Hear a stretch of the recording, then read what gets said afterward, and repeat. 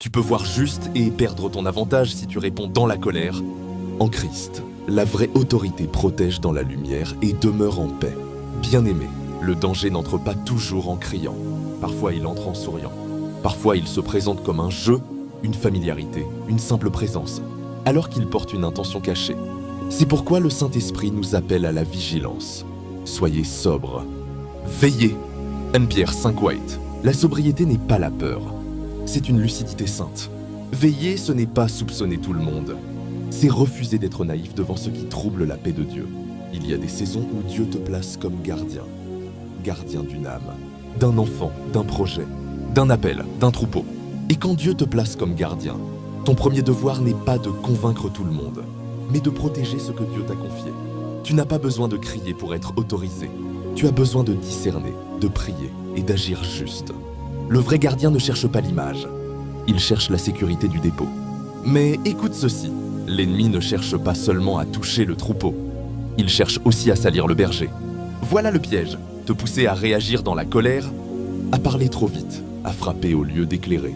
Et si tu tombes dans la colère, tu peux avoir raison sur le fond et perdre ton témoignage sur la forme. C'est pour cela que Jacques dit « La colère de l'homme n'accomplit pas la justice de Dieu ». Jésus n'a pas exercé l'autorité dans la confusion.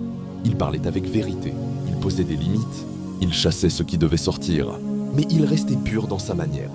Voilà notre modèle. L'autorité de Christ n'est pas brutale. Elle est sainte. Elle n'humilie pas pour se sentir forte. Elle protège parce qu'elle aime la vérité. Elle ne s'agite pas pour prouver qu'elle existe.